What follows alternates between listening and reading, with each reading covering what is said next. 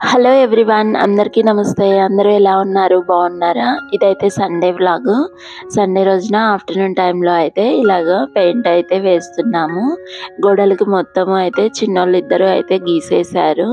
ఇంకా చూడడానికి అంత మంచిగా లేదు, అందుకనే కొద్దిగా పెయింట్ అయితే తీసుకొని వచ్చేసి ఈ రోలర్ని కూడా అయితే ఇప్పుడే కొనుక్కొని వచ్చాము. ఈ రోలర్ వచ్చేసి 200 రూపీస్ పడింది. చాలా ఈజీగా అయితే మూవ్ అవుతుంది. బ్రష్ కన్నా చాలా బెటర్ అనిపించింది ఇది.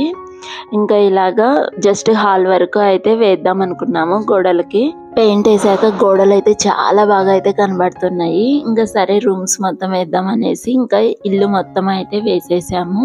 చాలా మంచిగా అనిపించింది పెయింట్ మొత్తం అయితే వేసేసరికి. ఇంకా ఇలా మొత్తం వేసేసరికి ఈవినింగ్ 5:30 అయితే అయిపోయింది.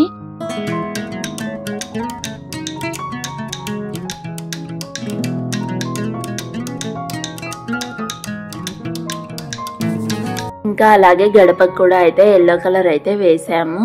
గడప మంచిగానే ఉంది. ఇప్పుడు వేయడానికి మెయిన్ రీజన్ ఏంటంటే మేము ఇక్కడ స్లైడ్ డోర్ పెట్టించినప్పుడు కింద పక్క కొంచెం మొత్తము బ్లాక్ కలర్లో అయినట్లు అయింది, అంత మంచిగా లేదు. అందుకనే ఇంకా ఇక్కడ గడపకు కూడా అయితే కలర్ వేసాము. చాలా బాగుంది.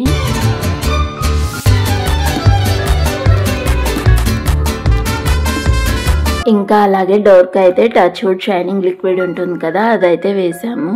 చాలా షైనింగ్గా అనిపించింది డోర్ అయితే.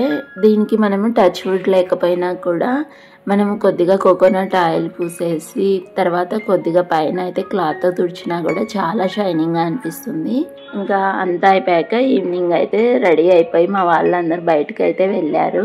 ఇంకా నేనైతే ఇంట్లో పన్నీర్ కర్రీ అయితే ప్రిపేర్ చేశాను.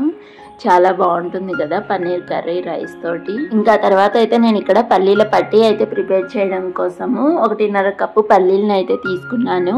వీటిని లో ఫ్లేమ్లో పెట్టుకొని ఒక 10 మినిట్స్ అయితే ఫ్రై చేసుకున్నాక వాటి మీద ఉన్న పొట్టు మొత్తం తీసేసాను. 1.5 కప్పు పల్లీలకైతే 1 కప్పు బెల్లాన్ని అయితే తీసుకునేసి దాన్ని మంటను లో ఫ్లేమ్లో పెట్టుకొని కరిగించుకుంటున్నాను. ఇంకా ఇక్కడైతే ప్లేట్లోకి కొద్దిగా నెయ్యి వేసుకునేసి ప్లేట్ మొత్తం అయితే పూసి పక్కన పెట్టేశాను. ఇంకా ఇక్కడ బెల్లం అయితే మొత్తం కరిగిపోయింది.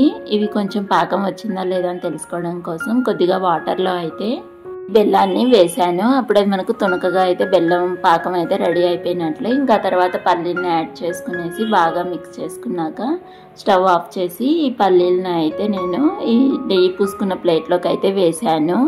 ఇంకా తర్వాత వేడిగా ఉన్నప్పుడే మొత్తం సర్దేసుకొని చాకుతో అయితే బిల్లలుగా కట్ చేసి పెట్టుకున్నాను. చాలా ఈజీ కదా ప్రిపేర్ చేయడం.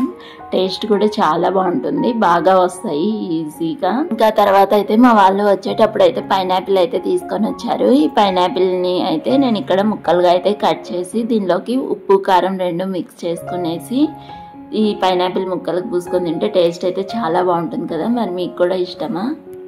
ఇంకా తర్వాత అయితే డిన్నర్ అయితే చేసేసాము. ఇదండి ఈరోజు మన చిన్న వీడియో. మీ అందరికీ నచ్చింది అనుకుంటున్నాను. నచ్చితే like, share and subscribe. Bye bye.